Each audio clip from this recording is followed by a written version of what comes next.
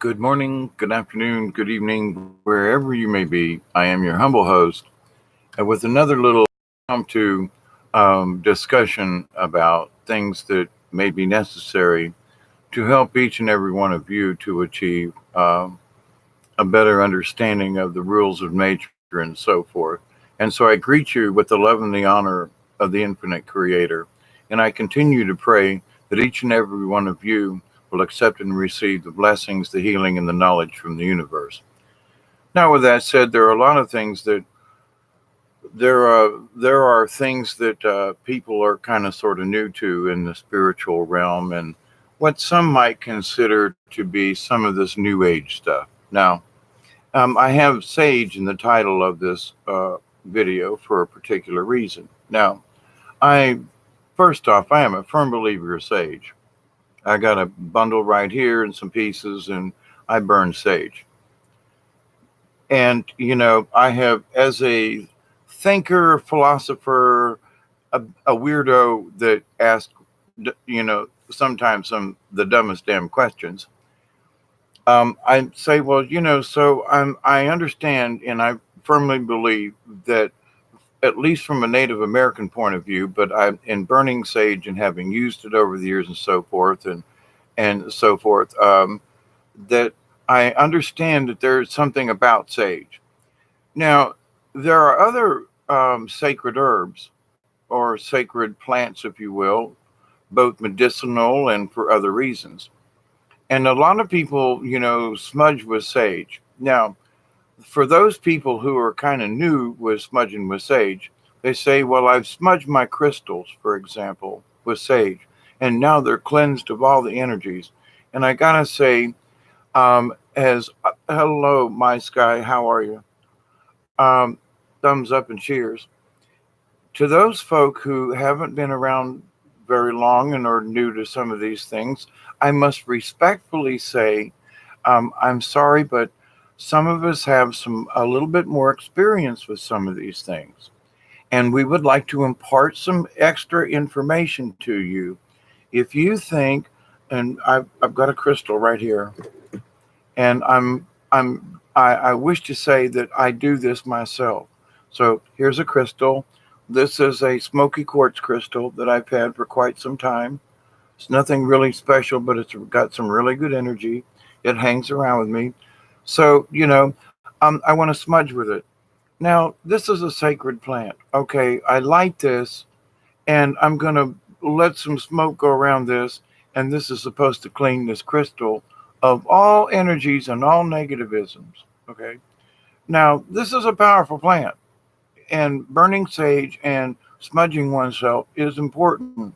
I've used it in ceremonies, don't leave home without it kind of thing. I mean, I carry it in places. What do you got that sage for? In case I need to do a little ceremony, I want to burn a little smudge or something. It's not just to ward off things, but it's also an offering to the spirits in that I'm going to burn some of this sacred herb and also tobacco correctly and offer it to the universe. But my point to this is the compounds within this crystal and all crystals, all different kinds of rocks, is not going to be truly cleansed with just smoke. It's not going to happen. It doesn't happen. And there are people who are convinced that this is all they need. A little bit of sage and rub their crystal over, and that's it. It's not. The crystals require much more earthly attention. This is great for temporaries. And you're in with a group and you want to bless the crystal and on. Yes, doing that with the crystal is fine, but you have to go deeper. So if no one's ever taught you, smudging a crystal is not enough. Now, with that said, let me just stick with smudging for a minute, and then I'm going to switch to cleansing a crystal. All right. I've been yapping a lot today, and I need a little something to drink. So a little bit of wheat coffee with some milk. Anyway, thank you, Bob, for hanging out with us, and everybody that's showing up. My Sky, Aurora Rain, good to see you. Um, but anyway, so sage is a very good thing, but there are other herbs as well. Many Native American tribes use sweetgrass. There are other herbs depending on where you live. I mean, down here in South Georgia, you don't find sage. You got to order it and it's got to come in from somewhere and blah, blah, blah, blah, blah. So, what do the locals do? Well, they're any type of evergreen to the natural order of the spirit world. There was a time when the trees went through a big problem with Mother Earth. And through this big upheaval and the cold and everything, all of the trees went into hibernation, wintertime. But during that time, creators said, listen, I want to leave a message to all beings, that inhabit on the planet Earth. Even though the deepest snow, there will be evergreens. There will be pines. There will be, Leland pines, different kinds of evergreens. And so these evergreens are sort of proof from the Creator that even with snow, there is still life because there are these green plants. And there are different types all over the planet where there are trees.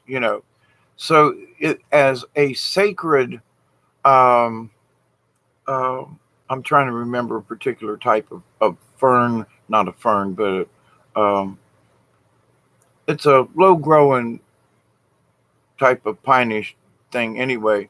There those things, because they are evergreen, they are sacred as well. So down here there are different types of trees. So if I can't get sage, what do I burn? So I burn what is generally sacred in many communities, and that's the dried leaves and sometimes the green leaves of certain types of pine, like a Christmas tree kind of pine. Now, pine trees in themselves, yes. So pine needles, well, not so much. Green pine needles, but you know, um, um, pine trees down here in the south, yeah, they're evergreens and they go through a stage and blah blah blah. But it's not a true evergreen like some other types of pine trees. Just saying. But and certain cypress trees are also sacred because they stay green all the time. They don't really ever, they go through a molting kind of season like some pine trees do. But anyway, so it's sacred. So you take the dried leaves of these things and crumble it up. And the smokes of these things are as sacred as sage is. In our, like down here in South Georgia, if I can't get sage, then I'm going to go with what's local, because way back you don't think Creator, only the folks out west got sage. So what did the folks down here, what did do the lower Creek and the Muskogee tribes do? What did the lower Cherokee do? What did they smudge with? Did they even know sage existed? you know 3, 4, 500 years ago, or way back when, because sage has been around as a natural herb and as a tea and so forth. But who brought it here? Who knew that it was sacred? Who toted a bunch of this on their back, down here, and what did they exchange it for? It just stop and think. But in the stories of Creator and of the stories of sacred herbs and plants, what made them sacred was what Creator, Mother Earth, showed to mankind. And so evergreen types of trees are those signs of sacred. So you can take those and burn them and say, all right, but now let's go back to crystals. So it's not only sage that can be a sacred herb. Now, to the other thing, smudging with sage. Now, what good, what changes me from holding this before I burn it to just holding it, smelling the scent? I mean, I love the smell of this kind of sage. I mean, it's just like, oh man, I just get a high, just smell, just sniffing of this bundle. But what's the difference between me holding this and lighting it and the smoke around and the fact that it burns and everything? But what makes this sacred? Does me lighting it make it sacred? Does it burning make it sacred? Does the smell of just the bundle make it sacred? And my point to this is, as I ask these what seems like stupid questions, what's behind the smoke? Anybody could light this, so it's just to them it's just smoke. What makes it sacred is the fact I understand on a spiritual level that this is sacred on other levels and in spirituality and so forth. And I'm using the smoke of this herb with my own intention to cleanse myself or to cleanse the area or to cleanse a crystal. Okay. So it's my intent with the smoke. It's not the smoke itself that cleanses. It's our intent with the sacred herb. You can't have one without the other, Charlie Brown. So I can hold this. And if my intent is strong enough, I can just hold this sacred herb, smell of it, and like kind of pass this on psychically to you all in that. But what makes this whole thing sacred? What makes it powerful? It's the person wielding it, hanging on to it. It's the person's intent behind it. It's the prayers. It's the ceremony. It's the whatever. It's the intent. So if you burn this and you think and the whole point of it is like, I know some people go, okay, I'll do, and I go, are you saying any prayer? What do you mean saying a prayer? Well, when you smudge, you should kind of sort of say a little prayer like, I use this smoke to cleanse me of negative energies and to help wash new, fresh energies upon me. I mean, just something simple like that. But you want to, what is your intent? Well, here's smoke, boo, boo, boo, boo, boo. But what's your intent with the smoke? Well, they told me if I kind of rubbed it around in the air, I was going to be clean. Well, I could take a bar of soap and rub it around in the air, but does that really make a difference? You got to be able to know how to use a bar of soap. So, do you know how to use sage or any sacred herb? You know, well, nobody really taught me that. Well, stop and think. Not to say any that y'all are stupid, but there are folks out there. But I stood in front of the smoke. Ain't that what is supposed to happen? No, there's more to it than that. Really? Well, I went like this. Ain't that it? No. Do you know why you're doing it? Well, something they told me to burn it, and it was like, wave it around, and I'd be okay. Seriously? Let's just give you a little bit of instruction then. So to the novice person, it's like, can we back this thing up a little bit? So, you all who have been hanging out with me for a while, you always hear me talk about the natural order of things, the nature of things, the natural nature of things. So here's a plant that can burn, at lightning could strike it on fire, but does it make that smoke that comes off of this plant sacred? No, it's just a burning plant. So it's the person or persons using the sage for a sacred intent. Meaning, I wish to cleanse myself. I use this smoke and I'm cleansing myself. It's not lit, but I'm still got the plant in my hand. So in a way, it's more real because I can feel its energy still in its form. So can I not take its energy that's coming off of this and cleanse myself with it because I'm using my intent? You understand? So just because I set it on fire doesn't make it any better. It's still my intent. It's still, what am I going to do with this? So I kind of keep it around because I love the smell. And it's like, I want to burn it, but it's like, if I burn it, then I don't have any more. So I sit around and I like burn a little piece. I'll pull off a leaf like this size here and get a little burn and smell, and then I sit and hold this and smell a bit because it's still the sacred plant.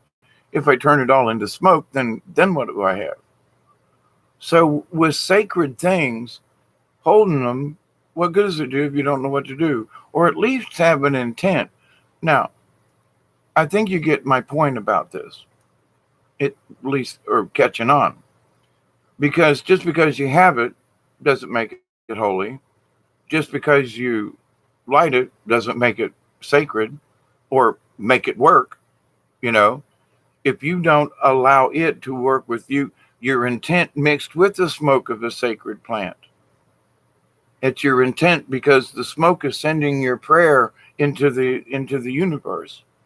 Your prayer is always up into the smoke. So any negative energies, I smudge myself with the smoke, and I wish it to send it to the universe. And I wish to bring back positive energy with the now that I'm cleansed, use this fresh smudge, from the sage to bless me with like fresh holy water kind of thing, but in the form of smoke. But if you have no intent, just burning this make any difference? And the answer is kind of no. I'm sorry to say. Just because I'm burning this don't mean I'm getting the benefits out of it. If you're burning it without the right intent, you're just burning a plant. You could go outside and pick up leaves in the yard and burn them, and it would do you just as much good as trying to say, well, I burned some sage today. And I'm not trying to be offensive, but there are people out there, well, I got sage and I burned it. See how good I am? Not really, because you're not using it. It's a tool. Has anyone taught you to use how to use the tool properly? And I'm not saying that these people are like idiots, but when they say, "Well, I know everything there is to know about it," do you? Are you just doing this? Do you have what are you doing when you smudge? Well, what do you mean? What do I do? Well, where's your prayer? Where's your intent? What are you doing? Well, I don't know. I'm just putting smoke around me. You see, you understand what I mean. I don't have my glasses on, and you know me. I got to stay out of the chat when I'm on a roll.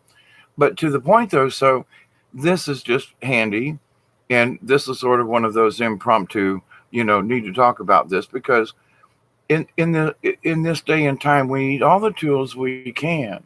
So just because you have sage, make sure that you understand. Well, wait a minute. All it takes is a little bit of thought. It's not like it's difficult. You say, here's a sacred herb. You acknowledge it. You know that I'm whole. I know when I pick it up already, it's sacred in the realms for cleansing. So I know already I'm going to light it with the intention of using its smoke. But so carry it forward and say, I'm using this smoke to cleanse my aura. I'm using this smoke to send the negative to the heavens, to the universe. You don't want to ground it anywhere and leave energy stuck down here. Shoot it up to the universe, out to the vastness. And then as soon as you get rid of it with one smudging around, then you allow that negative to go away and then make sure that you replace it always with a positive. And all it is your intent and I don't have to say it out loud so much anymore when I smudge because all I have to do is look at it. And the intent is always there. It's like a constant prayer anytime I pick this up. So over time, you don't have to say the same things. I've grown to the point where my intent is already known before I light this, because I'm holding it. Now, to crystals. Not to bore you with this, but this is anything that you use as a tool. If you don't use it with the proper intent, then the tool is useless. I mean, if you go outside and try to use a shovel to pound in rods in the ground instead of using a sledgehammer or some other kind of tool, I mean, oh, I'm going to use this shovel to pound in stakes in the ground. Well, no, shovels are used for digging holes. Use a hammer or a sledgehammer or something to pound stakes in the ground. But I think a shovel's more. It's got a great big head on it, and I'm good. I'm going to pound a stake in the ground. But well, think about that now. And I'm honestly not trying to be rude, but there are some people that actually act like that with some of these things, and then they try to project it on other people as they actually know what they're talking about. Now, let's just talk about crystals for a minute. Here's this same crystal. I've been holding it ever since I've been holding the sage. Now, crystals are made of silicone and salts and things and stuff. That's what they're comprised of. Hi, Michelle, Aurora. Did I miss anybody? Chloe. Hi there. My Sky. I want to make sure I see y'all over there, but I'm going to stick with the subject. In order to truly cleanse a crystal, It is important that you give it what it likes. And without being rude, I want you to know that a little bit of smoke around this rock ain't doing it. And for those people who think, well, I cleansed my crystal, what'd you do? Oh, I smudged it. Really? I'm sorry, but all the intent, all the positive intent I could muster holding this crystal, I can smudge it until my forest burns down with good intent and smoke. Ain't gonna cleanse this because crystals, rocks, and things need they need water, they need salt. So the best thing to do with a crystal, because a for example, sea salt. So you take a little bit of sea salt, usually some kind of ceramic or glass, preferably not any kind of steel or anything like that. Now, if you had a copper bowl or something, now you that would be interesting, but steels and things like that, don't put them in a steel bowl or something like that. No, no, no. You want it in glass, and you want to mix a little heavy on the salt. You want to make it really salty water, and the reason is because the salt will draw out the negative from the crystals, and it'll end up in the salt. So it will really cleanse a crystal on a crystalline level. And you let this soak in salt water. Fresh water's okay too, but it's a natural element. It's kind of salty. On when you first get a crystal, if you kind of I know it sounds crazy, but lick the bottom of the thing, and there's this little silica kind of little briny taste to it. And sometimes I've had crystals where I'm like, okay, I lick it, and even wherever it's got a little bit of a salty taste to it. But so what you do is you take your little vessel. So with a crystal like this, I can do it in a ceramic type coffee cup, or you know what I mean, um, non-metal. All right. So small crystal, that much water, cover it good. Half a teaspoon of some of hopefully sea salt's better. Himalayan salt works. It's the salt that works. Okay, and you stir it up in there real good. And one of the things that you check before you put the crystal in is you check and look in the bottom of the cup.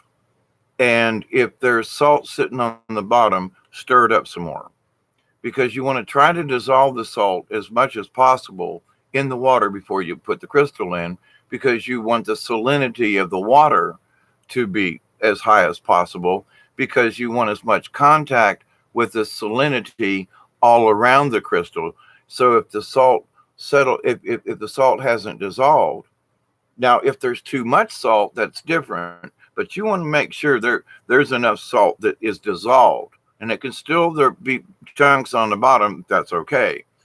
But the idea, though, that is to get the salt to be able to cover this thing on all levels.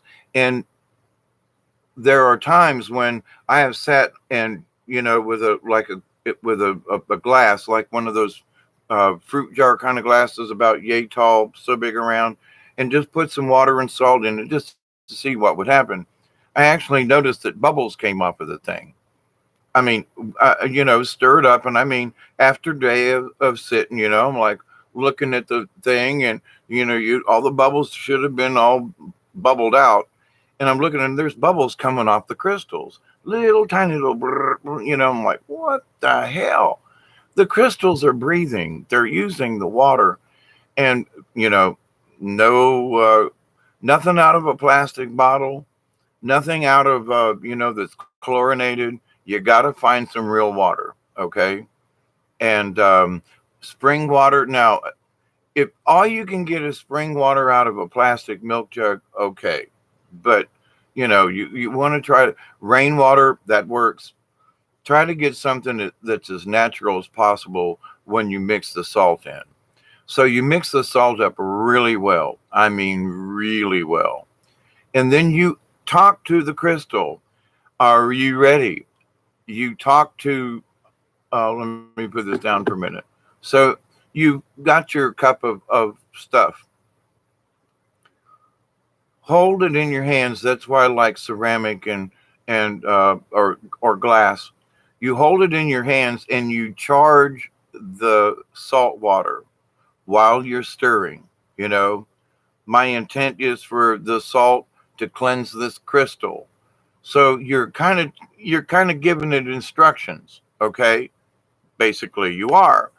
My intent of this salt and this water is to cleanse this crystal. And then as you're doing so, you might say, well, that's sort of like a magic spell. All you're doing is putting your intent into what you're doing. But it's important because now you've given it a positive thing. You have given instruction to these little tiny crystal cells now floating in the water. So as you put this down, it doesn't take a real long time. It's just that, this is for cleansing my crystal. Are you little salt crystals in there? I just talk to it. Are you little salt crystals now? You clean up this rock really well now, okay? All right, do. Here's my cup, here's my crystal. All right, now you take a good bath and boom, plop you in there. And you know, it's not like I'm treating them like a baby, but I'm treating them like a something because they are. And also with the intent that we have, we're treating them with respect. Now, it's not like, oh, dear Crystal, I bow to thee and I put thee in the water for thy cleansing. And it ain't like that. Just say, listen, this is my intent. And it's sort of like talking out loud a story. Well, I went to the store, and as I was walking to the store, I found this beautiful rock. And I picked up the rock while I was walking to the store, and I spit on it to see what it looked like wet. And then as I was walking to the store, mind you, but anyway, the idea though is that you express your intention out loud. Your words have vibration. So I'm stirring the crystals so that you cleanse the crystal. You cleanse this rock. Okie doke. What's wrong with that? Sound a little insane? Yeah, but what do you think magic spells are? What do you think quote magic is? It's someone saying a bunch of words to give something power. So just tell it what you want the salt to do. Cleanse your crystal for you. So then you tell your crystal, have a good bath, and I'll see you later. Let me know when you're ready, kind of thing. And put the crystal in. And then usually now some crystals like moonlight, and sometimes moonlight isn't always available, but they still like nighttime. Okay, starlight kind of. So put them in a window where they can, or outside if you can. That's protected outside, meaning like on a porch or something, maybe not outside, but it would depend because I always like, after I'm holding this crystal, I'm like, it kind of lets me know, like, look, you're holding on to me and you use me right now, but in a minute, I'm going to tell you, you need to put me down. The crystal will, or the crystal will, you'll just kind of feeling, and this is practice for your higher self because you have to listen to the frequency of things. So you'll get this feeling that the crystal really wants to be over here in the window. And you like try to go over here and you just get the feeling like you look over around and you go, well, I think it should go over here. But then before you go set it down, you realize, well, maybe that's not the best. And you go put it over there. What is that? You're listening to the crystal. You're listening to what feels right. That's learning to understand yourself. It's also to help understand how you can use crystals for your intent with especially good purposes. I just, for the life of me, I have difficulty wishing to try to put a negative energy into a crystal to harm someone or I cannot imagine doing that to the crystal, let alone to somebody. Or so I don't get that. And I think that there are some people with negative energies that they can literally, the crystal will usually lose itself. If it's like, well, if someone tries to use it, well, this is my thing, and yeah, it's my amulet. Yeah, but it might disappear or the rock fall off. I mean, I've had strange things happen to me simply because I didn't listen to what the rock told me. The rock was saying, listen, you've been hanging around.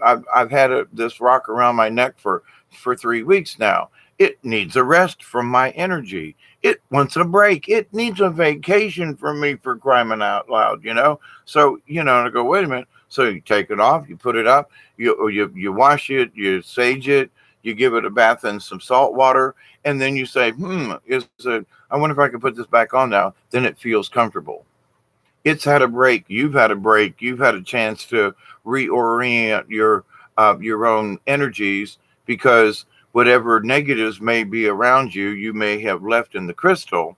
So once you take that energy away from your aura, now it's like, okay, now what? So people who work with crystals, if you use a crystal a lot and you don't soak it, you may be thinking, well, I saged it, but you may not have cleansed it.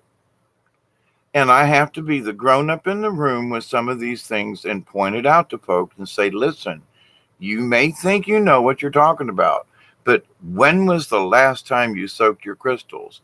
When was the last time? If you have to make a special trip, I got a whole basket of crystals over here that they needed a bath the last time I went to the river. And I took them all and they went and sat in the river in flowing water. And I spoke to them and I blessed them. I gave them energy. I let them be in running water in the river. And I picked a special place and they were happy. I was happy. It all turned out great. And so all my crystals got fresh running water flowing over them to help, energize them again and to, be lively. But the thing is though, if you use a crystal all the time and you don't actually do something physical like that for the crystal and give it flowing energy, because you're putting a lot of stuff into these things. A lot of people don't understand. It's recording a bunch of stuff on so many levels.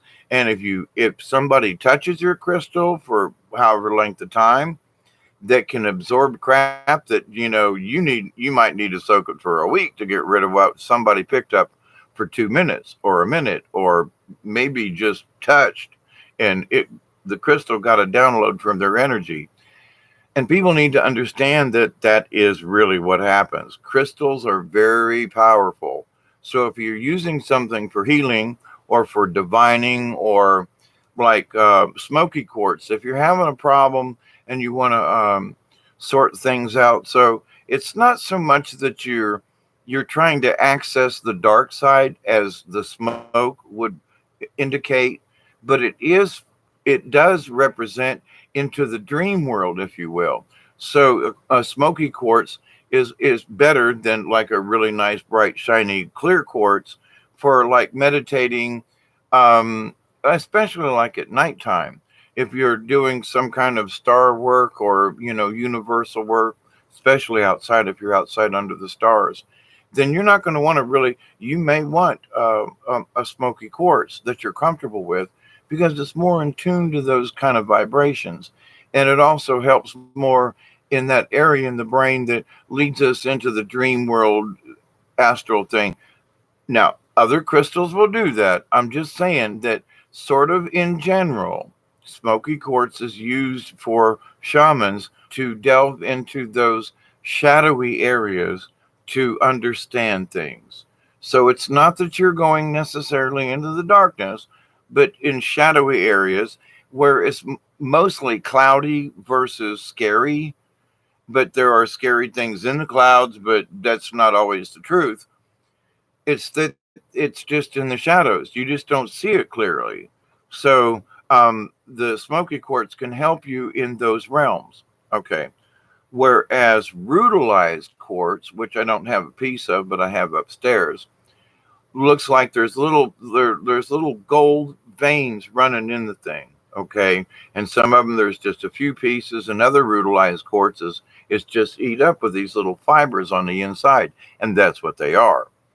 Rudalized quartz is used for, if, like, for example, when I was working as an engineer, there was a problem with the machine. There's a technical problem. There is an issue, and I needed to like access that higher level of, I got a problem here. Now, it didn't necessarily have to be a machine. It could be any kind of problem. But in my case, it was like technical. I needed answers now. I relied on a couple of brutalized quartz crystals that I have in order to help me to access those areas of the quantum, if you will. Quite frankly, there was some complicated stuff that I had to deal with, and I was like, I'm never going to figure this out. Spirit told me, grab this one rock, meditate on it, go to sleep. I mean, I literally slept with the rock in my hand. Woke up, where's my rock? Put it back. Woke up the next day and had a basic solution. There were little odds and ends to work out, but I at least had a plan. I had an outline where before I went to bed and slept on it with this crystal, I didn't have a flippin' clue as to how to deal with the problem that I had. And where did I get the information? From the quantum, period. So crystals are powerful, but understand and do a little bit of research. And I've got 8 or 9 books on crystals, plus I've been online with things. And there are some people who talk, and I gotta say, to me, it's like they're talking smack about crystals. Well, it's all this stuff, and it's all, and I'm like, wait a minute. Understand that this is a rock. That's one. But they're not just rocks. Mother Earth made them. They make themselves. They have their own vibrations. There are each one of these sides of this crystal has a different vibration that emanates from it. Holding the crystal, holding the crystal at you like this way. So this is sort of a shovel nose, not quite, but a shovel nose would come down like this, and then it'll come up to meet it. There are different names for crystals and so forth, but this one's a natural one. It's not quite a shovel nose, but it's got a profile like that. And different crystals, because of their features, those that are synchronized in the middle, and I don't mean polished ones, I mean natural points that, even if they're slightly broke or cracked, will still give a good vibration. But ones that are centered in the middle and you look down at it and you can't really tell, the sides are a little different, but it looks like the point's in the middle. Whereas this one, the point's offset. Whereas that's the point right there. So this is a little bigger than down under here. But with that said, though, and depending on which way I turn it, it's smokier in certain ways than it is in others. So there's a dimensionality about every single crystal, regardless of how big or small it is. And sometimes little crystals can be as powerful as a large crystal. So don't underestimate its size. It's about the frequency that it can hold, maintain, or otherwise emanate, or how do I put this? Reverberate, maybe, with the universe, with you. So, but the idea, though, that of cleansing a crystal with only sage is a little childish, because even the ancients knew I use sage as a sacred herb, but my crystals are going to need to be in water, because water and its natural elements, if it's a decent river and not too polluted, you're going to get natural minerals that are in the water, and the flowing of the water over the rocks helps to charge the minute crystals and the frequency within it. And it helps to get rid of, in the flowing water, when you soak it in a cup, you got, it's okay, but you got to throw it out, because that's where the negative stuff resides after it takes it from a crystal. So if you soak the crystal in some salt water, if you have the opportunity, the next thing would be to go put it under natural stream conditions to recharge it with the natural water energy and the natural earth energies to really honestly recharge it. So those folks who think they're doing it with just some smoke need to really understand more deeply. That's why I do these videos, because there are things that I know and I've been aware of for years, and I kind of think, if someone says, well, I burned some sage today, but then I realize they don't know why they're burning it. They're not using any of the, it's just smoke. Well, wait a minute now. Hang on. So sometimes I use this term, sometimes you got to be the grown up in the room and raise your hand and go, how many of y'all know how to really use sage? I'm not trying to say you're idiot or stupid. No, that's not what I mean. But is anybody kind of giving you a little bit more in depth about this? And what other sacred herbs do and why they work? If you don't use your intent, it's just smoke. Are you using intent when you smudge? What? But a lot of people are just kind of look with you with like that deer in the headlight look. What? Do you cleanse your crystals? Yeah, I blew some smoke on it and said, I love you. That's really great, but did you soak it? When was the last time you took it to water? Well, what do you mean? Well, do you use your rock for healing, right? Well, you have to heal the rock. Everything in nature needs to have its moments to itself, if you will. The crystals have to have their private moments, they pull the shades. But to the thing though that we must respect it. So we expect this thing to work for us all the time, but do we give the rocks a chance to recoup? Do we understand what they need? Well, I blew some smoke on it because somebody said so. Yeah, but did you take it to a stream? Why? Then you don't understand, do you? I mean, I'm not trying to be rude, but then you need to understand more about what charges um, crystals. Now, I've dug crystals out of the ground. I've been spelunking in caves where I've seen crystals grow in their own natural habitat. And here's one thing that all crystals have and need: water. Water. They need water running over them, not all the time, but dripping. In caves, there's water dripping, there's things, water. So you take something out of its natural habitat, and you can maybe see the bottom of this crystal where it's kind of broken off. It was literally broken off of a piece of the mountain and mined, if you will, broken off. Got a couple chips here and there, but this is where it was mounted to the inside of the cave. And so you rip it from its natural habitat, you bring it home and put it in a dry condition. What? Yeah, you took it out of the ground where it's moist and there's, Mother Nature takes care of it. There's the harmonics of the earth because it grew there. But now, well, you bought it in the store and you're bringing it home and you think, but do you know where this come from? Have you ever been in a mountain to see where these grow? Have you ever seen crystals in their natural habitat 200 feet down in a cave? So the idea, though, that, well, wait a minute, then do you understand about rocks? Do you understand that they need certain things? And there is a salinity, like, a lot of areas, there are crystals. There's some kind of a limestone base, but then also there's more of a silica kind of based. What I'm trying to think of it. Crap, silica. I'll think of it in a minute. Anyway, mica, really flat thing, but they're crystals, and mica's used in all kinds of different things. But where you find mica, there's a possibility you're going to find crystals. So they're related in ways. They're made of natural things, but if you just buy this crystal and read a book about them, you're not really understanding though the nature of the crystal.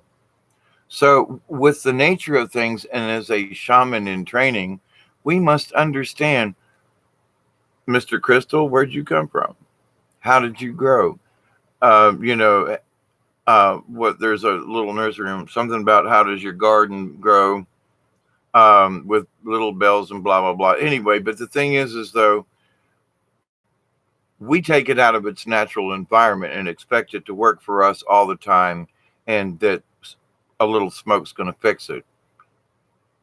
It needs water environment. It may need to just go outside just go outside and stick it in the garden, you know, and just let it rain on it, like it would rain last night, and had I thought about it, I should have took my crystals out and just sat them under the eave and let the rainwater fall on them, because the falling water, the fresh water from the atmosphere, helps to generate things. So, but if you understand a little bit, like, whoa, we've got some fresh rain raining, think I'll put a couple of my rocks outside. Have a little, have now. I have a little plastic.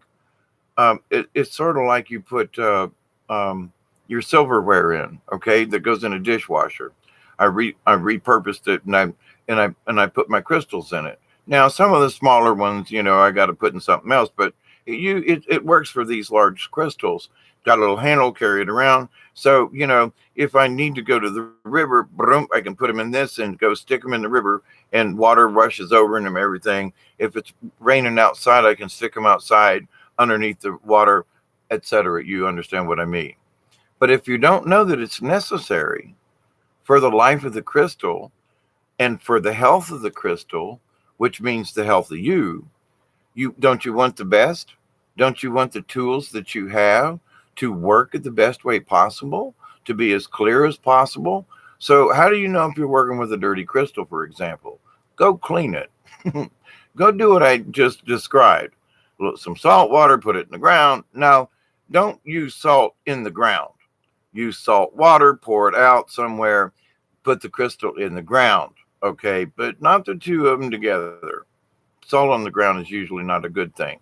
Find a place, find an ant bed and pour the salt water on it, or something like that. But anyway, so this idea, though, that um, some of the new agers that I've been watching for a long time, and I learned about crystal health way back in the day before it ever really got popular. I had crystals because way back in the day, as a Boy Scout and as a teenager, I was crawling around in the ground in caves. And the older I got, I found some caves here in South Georgia, crawled around in them. And I've crawled in some caves in Arkansas and southern Missouri and other places around too. So it's like, it's interesting. But these, when you see these things in their natural environment, and if you try to understand, as a shaman in training should, the nature of things, I took it out of its element.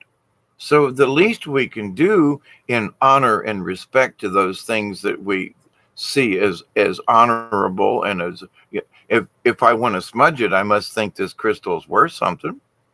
So I'm going to use a sacred herb to smudge what I must consider pretty important if I'm going to use a sacred herb to smudge it. So why wouldn't we give it the consideration of allowing it to be in its own natural habitat once in a while, so it can recharge and be what it is? It's a crystal of the earth, not in a 12-story apartment somewhere sitting in a window. It's okay, but do you ever take it out of there? Do you ever understand that there is more meaning to it than it's just a shiny rock that looks pretty? Now, to some people, that's enough. But for those of us who use crystals with our intent, that's the whole purpose of this.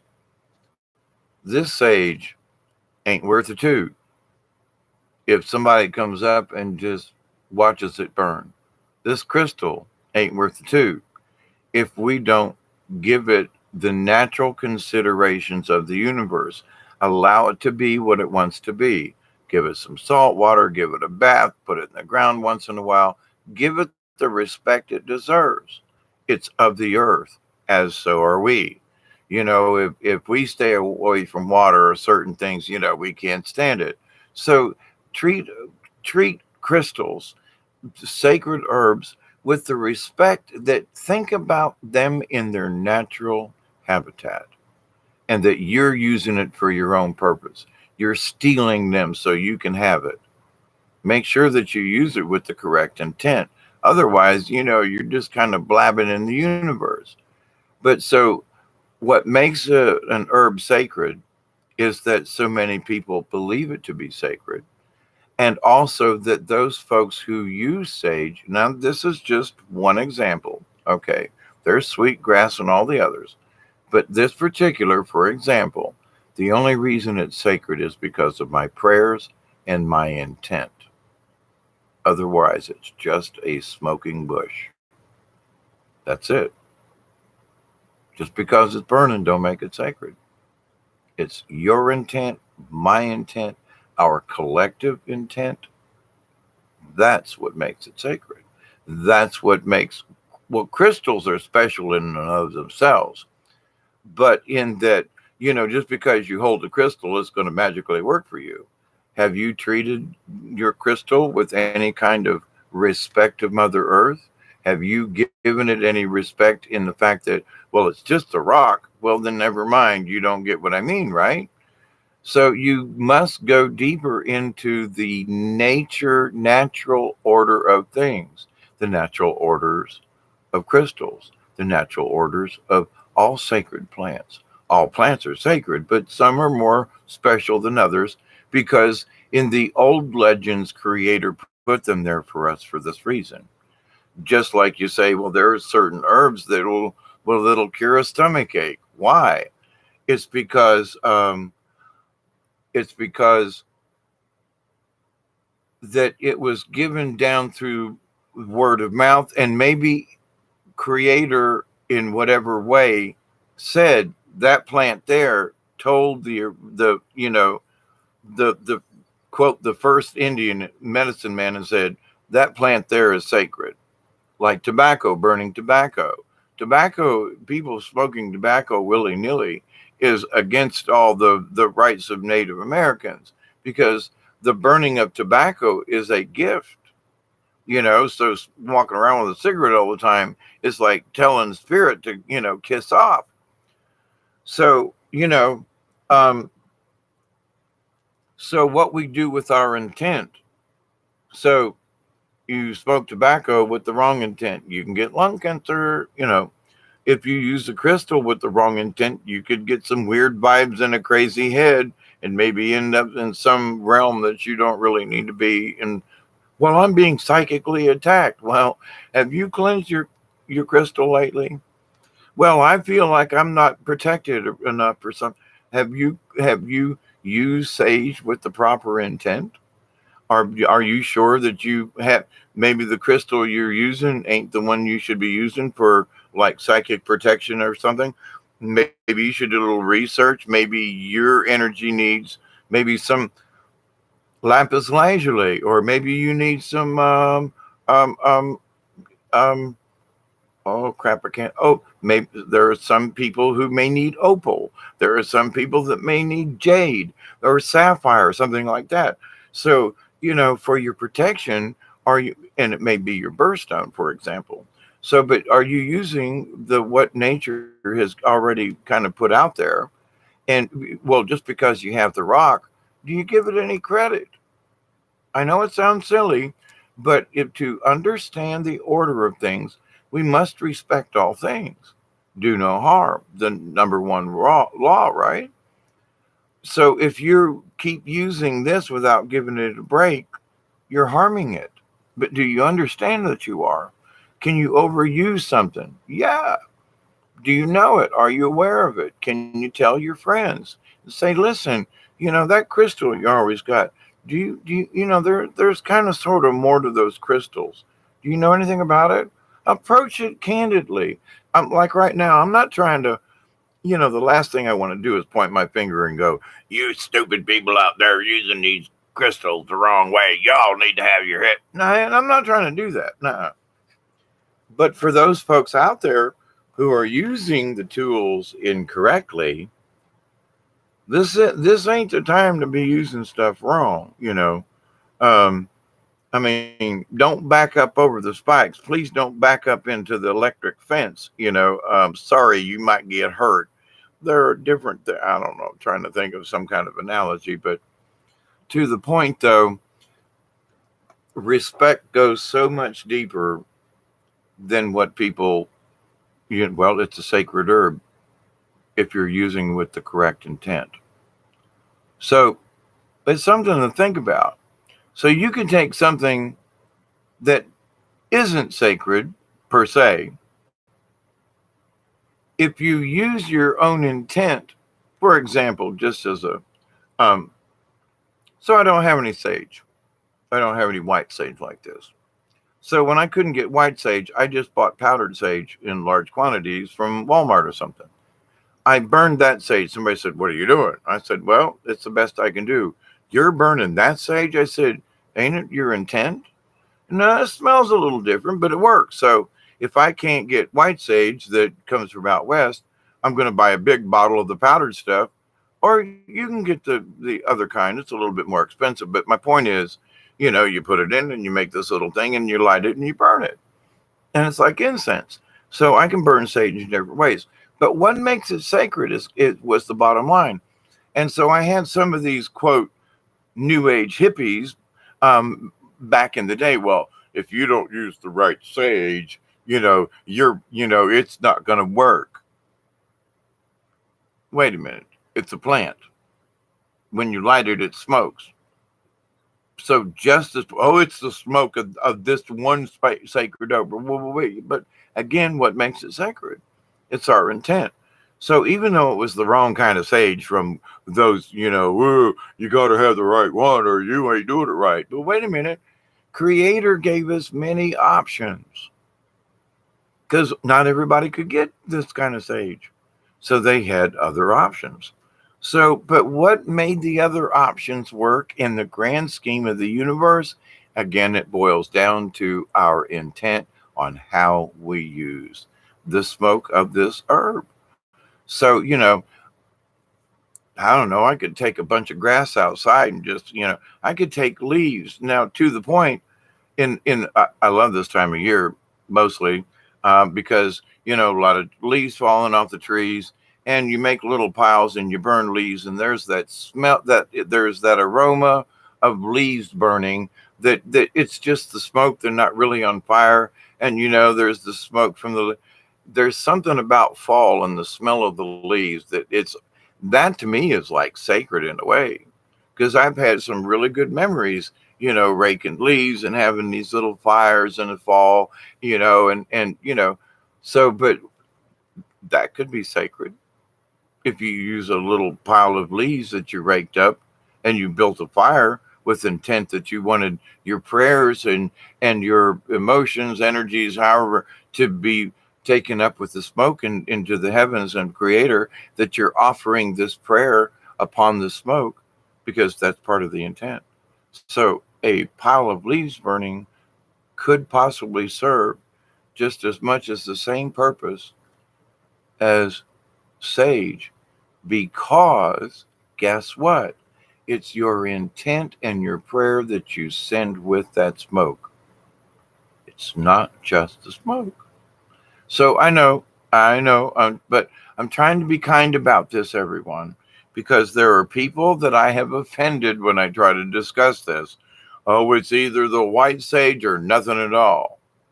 And then so I was talking with some people, and they had this little speech, and somebody said, they said, "Well, yeah, I ran out of white sage," and the other guy says, "Yeah, I did too." So the next best thing is I got out my sweetgrass and burned that instead.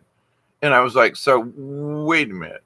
The guy that just told me that I had to have white sage or nothing at all just told me that when he doesn't have any, he uses sweetgrass. Well, yeah, well, it's a sacred herb too. I just thought you told me that only this will work. Well, yeah, but these other ones work too. But oh, so in a way, you're trying to sell the sage to everybody that's the only thing. Oh, so guess what? There are other sacred herbs, my friends, and there are and so in my discussion about with myself, mind you, and and the angel guides, I sit back and fold my hands and do a little, silent meditation and go, okay, guys, what makes this special? Just let me ponder it. Oh, well, the Indians said, and the old ones said, and the stories are told. Okay, fine. That's all good. But what makes it? Why? What? Remember, I talk about this all the time. Ask the simple question: why? Why does that make that special? What makes it special? Why is it special? Hmm. Well, the legends say it's special because. Now, that could be the why. But then the next question, no, what makes it special? Well, it's burning smoke. Yeah, but again, back to intentions. So sometimes the answers that the questions that you ask for the answers that you seek are many times, if you're smart enough to ask the question, you may already have the answer, or at least part of it. So, in asking this question about what makes it special, well, I kind of know about crystals, but I hadn't really drawn the conclusion to two. But I've understood that I needed to do more than just sage my than just to sage my crystals. They needed much more. I've known this for a long time, and I always sage myself and my spirit because my spirit is ethereal. And so, yeah, the smoke does, and I can kind of take a bath in it. But if you're not using the smoke with the intent, then it's just smoke. Okay? So I love you while I do. I'm going to put this down, get a little drink of some semi coffee here, read your comments. And it was just something. I'm sitting here, and the spirit kicks me in the shins and says, there are a lot of people that may not understand some of this stuff that I already take for granted. Not that I'm trying to be smarter than y'all. It's just that I've learned some of these things, and it's just been a part of my life for so long. And it doesn't dawn on me sometimes that other people don't know some of these simple things, and that it really makes a difference. It really does. And if you're sensitive and you say, well, I don't know, I sage my crystal all the time, but have you soaked them? Until you do, and you come back and go, wow, I soaked my crystals in the river. And now when I pick them up, it's like, whoa. Yeah, yeah, yeah, yeah, yeah. You'll get that sometimes. You'll understand it. I need to soak them more often, need to go to the river more often. There's energy there. It's natural. It's what they are. It's part of Mother Earth. It's the cycle of what belongs where.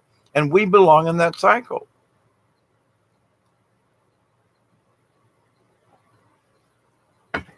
So, with honor and respect to all things, including the sacred herbs, any herbs, rocks, sacred rocks, or just a pebble in the yard that you might pick up and say, this is going to be my special rock, and you put energy in it, you could take a pebble and roll it around in the palms of your hands like this, and put all kinds of your own energy aura within that rock.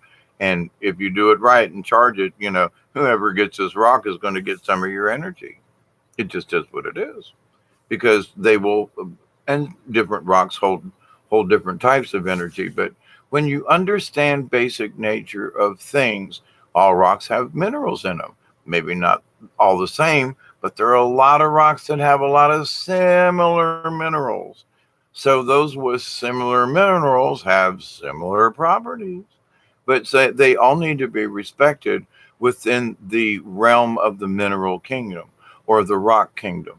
The same thing with the animal kingdom, the vegetable kingdom, and the mineral kingdom, as far as like physical kingdoms. Okay. Um, you know, Creator gave us these. Well, there's also the above and the below in the internal. But as far as the major kingdoms or realms of the earth do follow in most of that. But one of the things that all of these kingdoms, the plants, the animals, and the minerals, we all share a fourth, and that's the energy. We all share energy.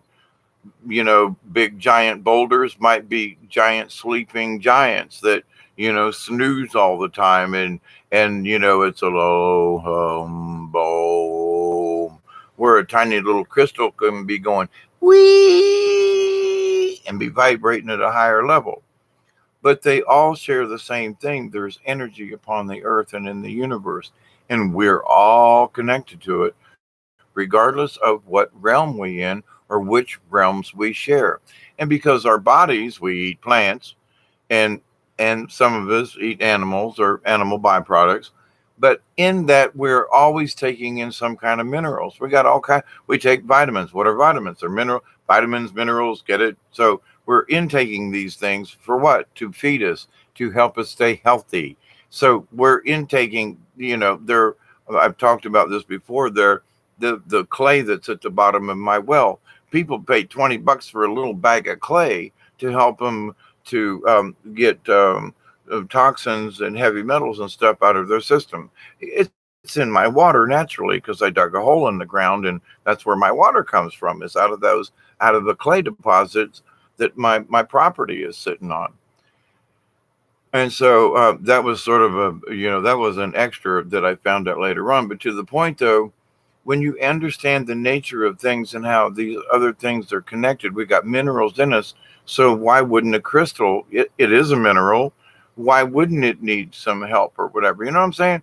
We have to consider that we are made of all of these compounds at some level.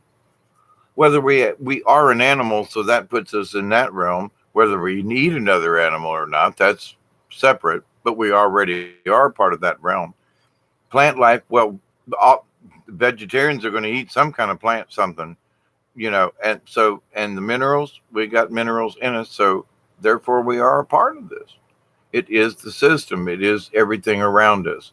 And when we try to ignore these simple things, the simple nature of nature, and when we don't honor it with ourselves, with our vibration and our intent with these things, then to most people, it's just a rock. This is just a plant bundle, nothing more. There's nothing to it. Rocks are rocks, crystals, nah, big deal. They're pretty and they got different sides on them. Okay, copper's copper, blah, blah, blah. Well, so do you wear copper? Will you look down and go, well, I'm wearing the copper because it's going to make me feel better. So you look at it and you automatically identify the copper is it's going to help me. I'm wearing magnets. Why? Well, because the magnet's going to help me. So it's sort of a positive reinforcement in that. But just with the idea of crystals and sacred herbs and things, understand there's always another level. When you think you understand, maybe there's something else that I'll be doggone. There's another level, and it may be like really small or something or whatever. But in that you go, I never thought of it that way, or I never saw the connection, or I never understood that maybe it would make a difference. I did a video earlier today about the observer effect. You stay out of the chaos. If you enter into the chaos, then you become chaotic. So how do you keep from being crazy? You stay out of the craziness. You try to keep your sane self as much as you can. But in the universe, though, when you understand that there are natural things that maybe you didn't quite understand before, and when you allow yourself to go, well, son of a gun, I just looked at that as a rock before. I'm going to give it another chance. Just because you have the thought to say, I'm going to open up my awareness to not just think of it as a rock or as just a plant or as just smoke. I'm going to see and put a little bit more thought in this and some intent. That's when things start to, quote, manifest. That's when things start to happen. That's when you really get a sense of, oh my God, some of this quiet cosmic energy thing and the power and the stuff and the holy crap, I start seeing messages in places. I'm getting downloads. I'm understanding things I didn't understand before. A lot of stuff. It's a trickle down. You learn one thing, something else. You go, holy crap! I learned this, but there's something that doesn't really relate. I understand this all of a sudden, and they're related, but they're not. But they are, but they ain't. You go, well, wait a minute, but I get that now, and because I learned this over here. Sometimes there is no direct cause and effect, but there is a synchronicity. There's always the workings of the universe. So when you allow yourself to be aware that it's possible, not that it is or that it will be, but it's like, there are preordained things in our life, but we still can mold it here or there. I mean, I can go through life and say, well, I got to live these many years. Yeah, but do I have to wear it with bad shoes? I mean, it was like, well, Dave, my last few years. Well, okay, but does that mean that I'm going to put spikes on the bottom of my feet, pointing up at my feet now, and I'm going to walk around with spikes on my feet for the next 10 years because, well, I need to be aware of things. Wait a minute, do we need to torture ourselves? Can we say, wait a minute, I'm driving down the road and I have fallen in holes before. So I'm driving down the road of life, I'm down the path on the spiritual thing. There's a hole. Oh, son of a bitch, I fell in again. Well, wait a minute. Wait, well, I saw it, but I did, but oops, I forgot. I fell in the same damn hole again. Whoops, there's a hole. Gonna slow down. I'm gonna check for traffic in this mirror, look over here to the right, and I can sneak around over here and miss that damn pothole and not rip the front end out from the front of my car or truck or something. The same thing goes with life. We should learn to see things like crap down the road. There are some people driving down the road, great big giant pothole, kaboom, kaboom. Whoa, oh, I hate that hole. Why don't you slow down a little bit? Why don't you swerve just a bit and you won't hit the middle of the damn? Oh, kaboom, kaboom. And they bitch at the hole. And I go, wait a minute. The hole's always there. You always hit at the same speed. It's sometimes I think you speed up just to see if you can hit it even harder. Maybe you should just slow down, kadunk, kadunk, and yeah. But I had to slow down. So sometimes we need to slow down to avoid crap. But if we're not aware that there are those things out there, and if we've learned the lesson before and we forget, well, I don't know, there's just some people walking around with this days in their head, or or or nights maybe too, but they're just not paying attention to what is just absolutely natural around them. It's not you've got to learn it. It's actually unlearning things. You know, you've learned this. Yeah, well, somebody told me that. Yeah, but hold that thought. But let's get back a little ways and let's look at this again, maybe from the observer point of view, that other people know more things about this in other ways. Not that your view is wrong, but you need to accept other points of view in these things because they do exist. We're minerals, they're minerals, plant, we got all these things in common. Why not understand it? You don't, or why not accept that these things are connected, is my point. Now, how it all works together, listen, I get these wonderful little videos and things, and I've studied science, and you see the cells working. That's all really cool. For me, I don't need to know the intricacies of it. It's the fact that I understand the basics. I know that in a car, I put gas in the tank. There's a line from the gas tank that goes to the engine. There's some mechanism that gets it there.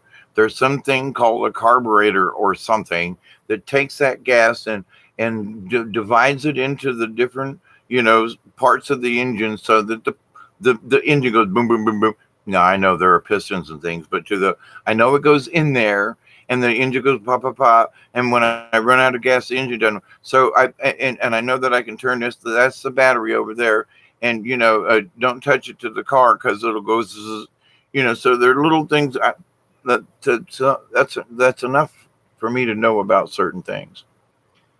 Now I know a lot more about cars and trucks and vehicles, but and I know certain things about the human body and certain things about this, but I know enough to understand. Yeah, there's more I could learn about it, but for me, I'm more mechanical than I am into the being a doctor or something like that. Although I have worked as a therapist and I know a type of massage that'll just like turn you into a melted rag.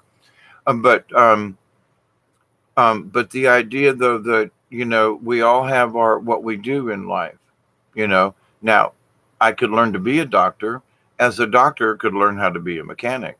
It all things are possible if we allow it and understand it. So, but anyway, so I'm going to be repeating myself if I continue on on this particular venue without looking at your comments. If I go any further with this, I will absolutely be repeating myself, which I hate to do. Alanis, how are you? Old man wore a red shirt just today and on a video camera He talked about his shaman ways, and isn't that ironic? Don't you think? Nope, happens almost every day. Sweet Pea says, LOA, thanks for having fun. I really don't sniff fingers. What? Ultraviolet, how are you, Chloe? You're a doctor in many ways. In a way, yes. A doctor of crazy information. An old man had long hair and gray. He was a wizard and a shaman and talked on YouTube and day, and isn't that ironic? Okay, it's ironic. Love and blessings back to you, Chloe. Um,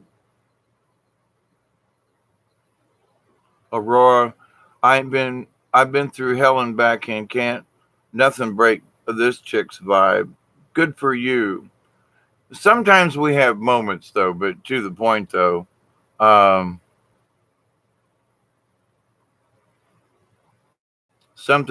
David still hasn't noticed. Okay, what am I supposed to notice?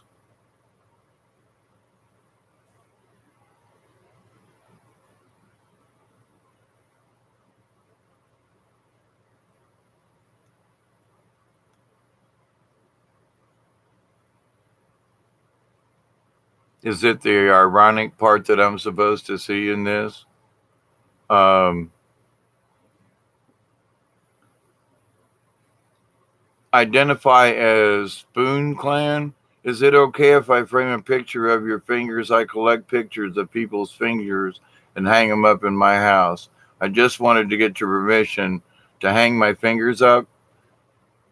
Now, that right there is just some absolutely, for anybody, number one, to have weird thoughts like that. I'm sorry, but you're in a club of your own and have fun. No, you don't have my permission to hang pictures of my fingers up. But I could give you the finger, but that just wouldn't be nice in so many levels. But anyway, you all get my point of view. Um,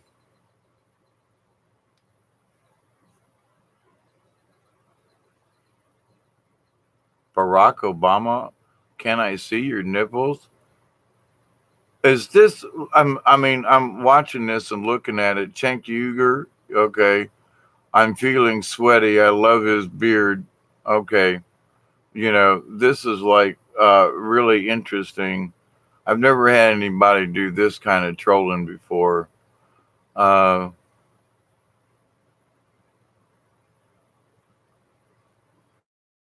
um, Dick Alfredo says, I heard Sage gets rid of the nizzle schnickens, but you have to add a spoonful of alligator bum drops to do it for it to last long.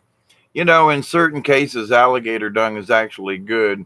In a lot of cases, a little bit of spit and some piss actually makes it work better. So, but to some points, yeah, I need mods. Yeah, I guess I do. I've never had this problem before, Aurora. Um, so whoever's playing around, it's like have a good time. I like a good joke as much as the next guy. Again. Um,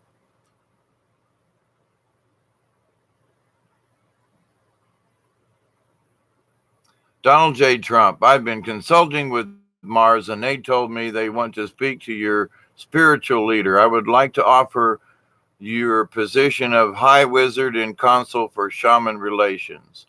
Yeah, High Wizard. Well, actually, somebody that is writing that down, actually, a position like that has already been asked of me in other realms. I just haven't discussed it because I can't prove any of it, but it's like I've already been asked to work as a spokesperson in other realms because for some reason my spirit when I speak with honesty and it comes through. There are some people who will speak about things, but that there's some shadiness or some odd stuff on the side going on, and it's like So about a year ago, I was approached in the psychic sense of would you be a spokesperson because I'm a communicator in this life and have been with storytelling, puppet shows, and things. Would I be interested in being a communicator for a general peace plan in the universe, because they want someone who's just a normal person, not necessarily a politician or a this or that. They just want a person. And so it's like, okay, I accept the position. And but to say that, the high wizard, now there wasn't necessarily any wizardry involved, but the what I was approached for was to be a communicator and to use the wisdom of the universe to speak to all beings, that we do have this commonality. So Donald J. Trump, whether it's a joke or not, um, it's just like, well, that's actually kind of sort of true. Ultraviolet Flame says some crystals do an amazing amount of traveling before they get to you. Absolutely, Ultraviolet. I know there was one person who said, I'm the only person who's ever held this crystal. I was like, really? Did you dig it out of the ground? Well, no. Then you're not the only person who touched it. Well, but it's my crystal. But now I've dug my own crystals out of the ground. I have literally done that myself. And some of them are very small, tiny crystals, and some are a little bigger. But I didn't get great, big, giant crystals or like this one here. But I have dug crystals out of the ground. So I tell some folks, like, look, when you dig it yourself and no one else touches it, that's special. I don't care if the rock's only this big. It's yours. No one has touched it. But people say, I said, where'd you? Well, I got it online. But it's your, nobody's ever, oh, come on, please. Back up a little bit. Be nice about this. Did you dig it out of the ground? No. Then it ain't yours. But you can make it yours, but no, you're not the only one. I literally almost got into an argument with somebody about that. And I was like, did you dig it? No. Well, then that's the answer. You're not the only one. Come on, common sense here. Aurora says, so great. Thank you. You're welcome, Aurora, if you're still around.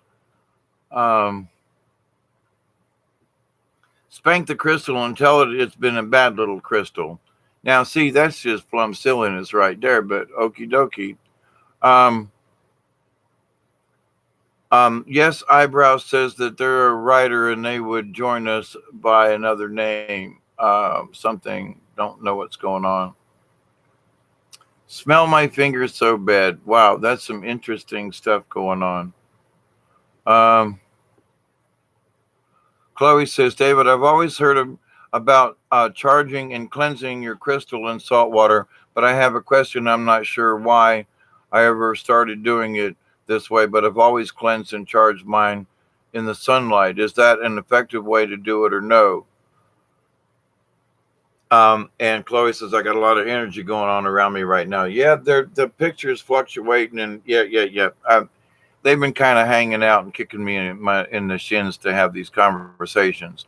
Chloe, if you're still there, different crystals require different recharge. So there may be a crystal that likes moonlight better than sunlight. Now, they all like the energy of sunlight up to a point, but all crystals are just not the same, period. They're not. They're very similar and act similar, but they're not the same because they're all shaped differently and they're different frequencies. But to charge a crystal, first you want to get the negative out. Now, one of the things that I learned a long time ago was that to charge a crystal, sunlight's good, it gives it energy and so forth. But if you want to charge a crystal, you want to charge it with your own energy. And so what you do is you take the point end of the crystal and you blow over the crystal slowly.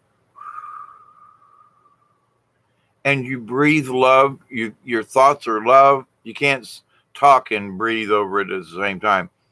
But you put your own energy into the crystal, your own vibration, and then speak the energy. And actually, I give my crystals a kiss all the time. It's like, thank you. it's like, thank you, I love you, thank you, hold the crystal, give it a positive intent. And it's like reinforcing what's already, what I wished for the to contain. And I use the crystal to spread the energy or to make the energy, more effective or however it is. But to the point though, so recharging your crystal, well, that's getting other energy, but then you must also go that extra step further and charge it with your own energy. Otherwise, it's just a rock sitting there. You know what I mean? You may have charged it with, but then go that extra little step. And maybe, Chloe, you already do and you're not aware of it. Because some of these things we kind of sort of already know. If you know your crystal needs to be in the sunlight and it feels better after you do, then you're already kind of understanding it. But understand also the next step. Not all crystals like sunlight. Not all crystals like to be in the sun a lot. Not, that there are differences. So grasp that and go and ask the crystal, you want to sit in the sun? And it might say, oh, for an hour or two, sure. And like the first time I started getting answers back from the crystals, I honestly thought I was bat crap cray cray. I mean, really over the edge. But then I started accepting that no, these rocks talk to you, especially, I've heard them talk to me from across the room and or from another state, for goodness sake. Excuse me. But with that said, so understand that, yeah, the sunlight's there, but there's more to it than that. Sometimes grounding it will charge it, and sometimes water flowing over it. So it's not just one thing. So, Chloe, sunlight, is it an effective way to do it? Yes, but that's not the only way. And use sunlight and running water, sunlight and the ground, not just sunlight in itself, because the crystal is so much more. All right, so I think maybe I covered that.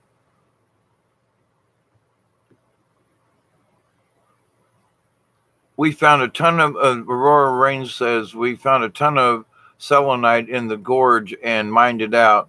We found some kind of light green crystals there too. Almost look like glass, but it isn't. I'm wondering what they are, but they are powerful. Could be some kin. Yeah. Um, I missed some of the other.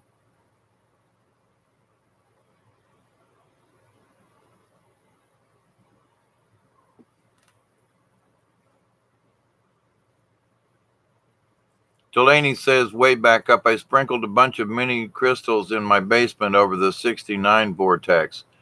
Did it do any good, Delaney, if you're still out there? Um, Chloe says, I have a very small double point crystal that looks opalish in color. I have tons of agates and jasper, though they're in my yard everywhere because our yard is mostly sand. Yep. Millie Cow, good as what about silver? Would salt water make it tarnish or corrode? Yes, if you leave it in long enough, but short periods won't harm silver. Would salt water help the way it helps crystals? Salt water is good. I mean, Epsom salt's for your feet. It's got magnesium in it, but there are also the salt crystals in it. Soak your feet, tired muscles. It's salt in our bodies, so salt is important in that respect.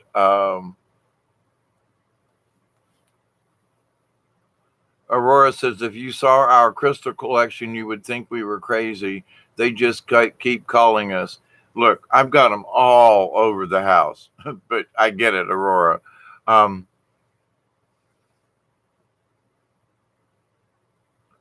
let's see, going back up.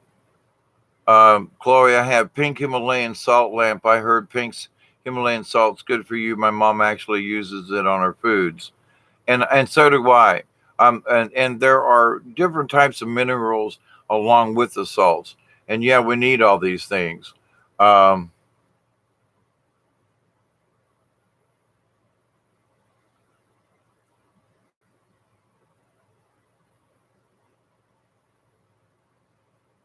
Michelle, way back up in my sky, uh, trying to catch up with. with what was going on with some of this. But anyway, trying to come back down to some of this other stuff. Um, yeah, I'm already a crazy enough person. Eyebrows are pagan. How about it? Um, reaching reaching max wave sensory mass burden can burn out your soul energy. So be careful. We all need recharge in our own way, and because we have minerals in us, some of us have more salt minerals or not, but it's the respect of all things in nature. Don't try things that are out of your realm. There's so many things that we do, but to the point though, in some people, you can burn yourself out with using one crystal all the time. You can burn yourself out with trying to, I don't know, do the same prayer over and over and over and over and over again. It can just drive you insane and be insane to the universe. Um,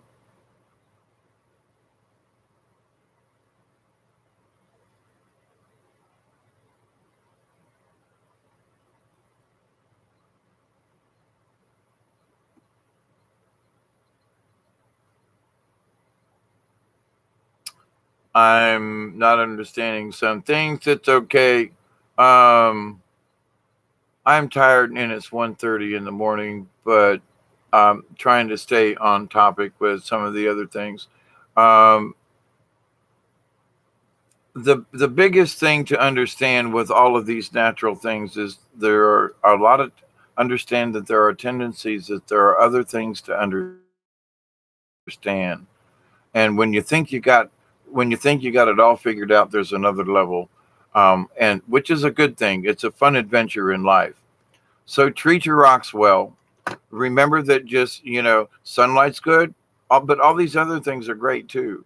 Understand that the properties of a pine tree versus sage versus sweetgrass versus just a little bit of research. And understand that what's behind it all is our intention on how we use it. That is the common denominator of all the things. It ain't spiritual unless we use it that way. It's just a rock or it's just a weed. So my friends, we make our choices.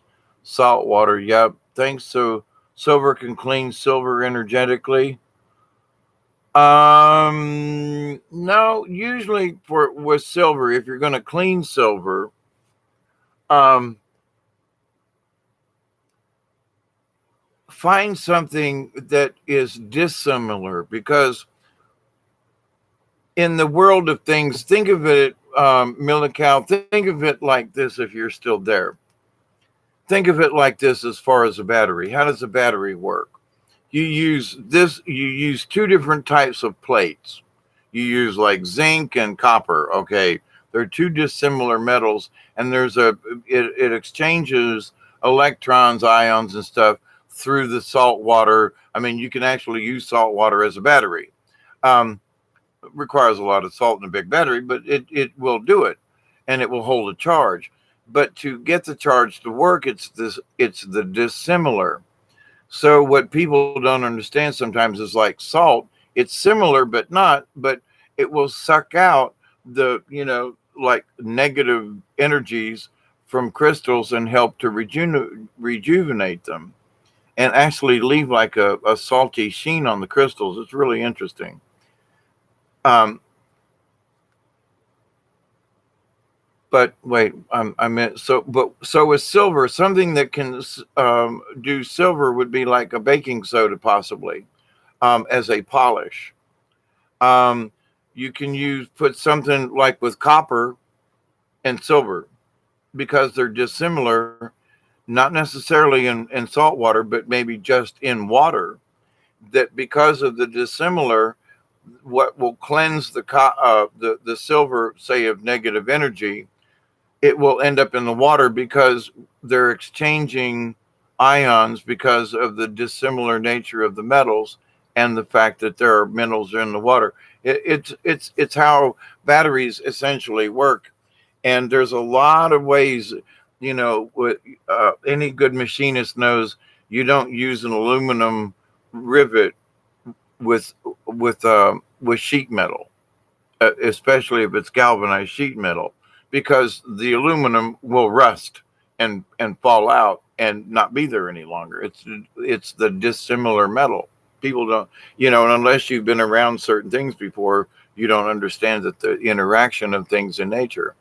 So, but just, there are other ways to get rid of energies or things or cleansers, but baking soda comes in handy in a lot of stuff for cleansing, silvers and polishing or whatever, but also because baking soda is a natural element, it also has that natural element of taking, inorganic and, uh, let's say, energetic type of things. It can help, you know, to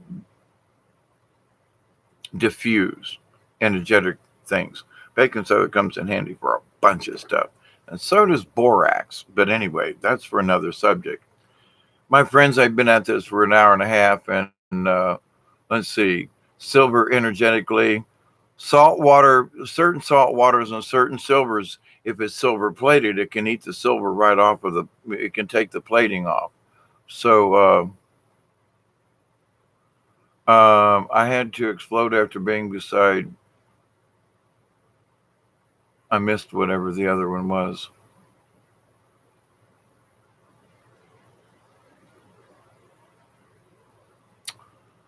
Um, Violet is my favorite. Okay, never mind. Okay. I'm having difficulty paying attention to things in the chat room. I'm looking to see if there's anything in particular. You guys seem to be talking back and forth to each other, which is a good thing. Having interaction is a great thing. A battery is basically essentially a boost wave molecular collection sensor too, kind of like our soul cores, in a way. And the different minerals and vitamins that we have in us can affect our reception, if you will, as well. So, my friends, I love you. I do. Thank you for listening. Thank you for participating. Ignore the trolls when necessarily. Have a good laugh because it's like, it's water over the bridge. It is what it is. Somebody wants to have fun at, at my expense. I hope they got their money's worth. But anyway, um, what about Moldavite? I don't have enough information about that, Aurora, to be able to make any honest statement about it. It's something that has, for whatever reason, eluded my grasp. I've got a lot of other kind of rocks. I've got jasper and just all kinds of stuff. Truth with me. Thank you, David Knoll, for the tip on baking soda. Yeah, baking soda. Um, I've worked with some jewelers over the years, and if they wanted to clean something, and take a really fine toothbrush, go get a decent, fine bristle toothbrush and some baking soda, and they would just sit and they just polish with the baking soda and the silver, silver rings and settings and stuff, and just wash it all over the baking soda because it's sort of inert and it's easy just to wash off, and you can get a little more, and it doesn't scratch anything, and so it's like baking soda. Yeah, believe it or not, as a polishing agent. Yeah. Um, in certain areas, don't rub too hard, depending on the silver, but because silver can scratch. But if you take baking soda, especially if you had a mortar and pestle, you could put some baking soda in it and crumble it until it's so fine a powder that it the grains are so small, the scratching is so fine anyway. Um, Trolls are funny. Just mess with them. This channel is pretty good for only having one under many. Ultraviolet. I had a real good laugh with that weird stuff. Wow. Some channels are infested. Yep. I very seldom get anybody that comes in here and wants to make trouble, but it's okay. It is what it is. And the last thing I want to do is to try to overreact or whatever, because that just feeds it and blah blah blah. And it's like, have a good time. You know, if you're going to be really rude though, pting, out you go. Um, Cassie says I've used baking soda to clean rust for many things. Toothpaste as well. I was just going to say that, truth in me. And the gels, um, depending on what you're cleaning, because they are a gel and not based on some kind of um, um, powdery substance, I guess. But gels work really well too. Um,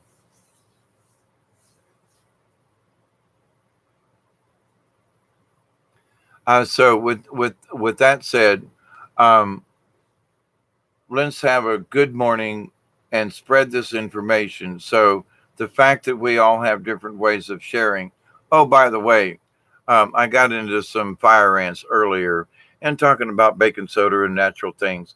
And I did a video a couple of weeks, months ago, maybe, about the difference between, I got into some ants or wasp or some ants, and I used ammonia, and ammonia worked pretty good. But I had ant bites tonight, and I used apple cider vinegar, and the ant bite stingies went right away as soon as I put it on. Truth of me, I must sign off. My computer is buffering.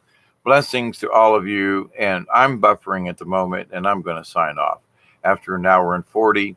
I love you all I do. Keep up the good work.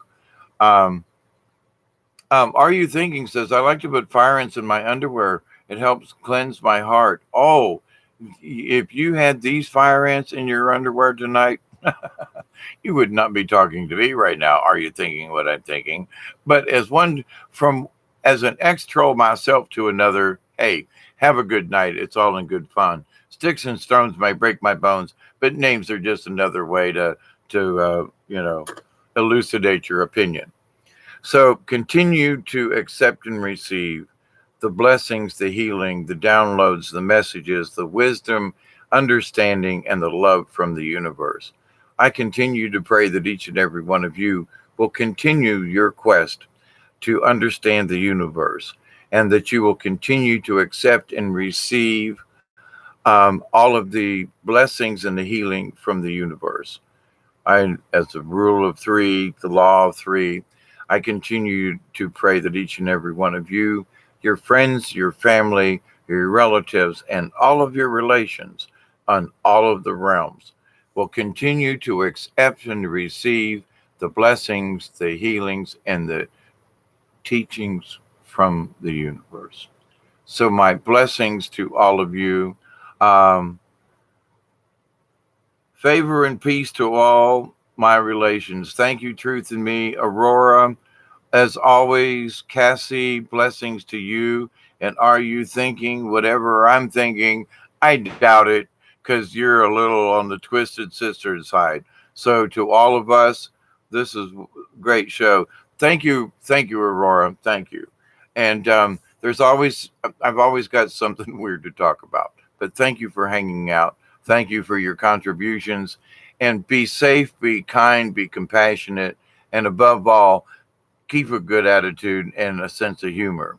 Until next time, see you on the flip side and see you in the funny papers. TTFN for now.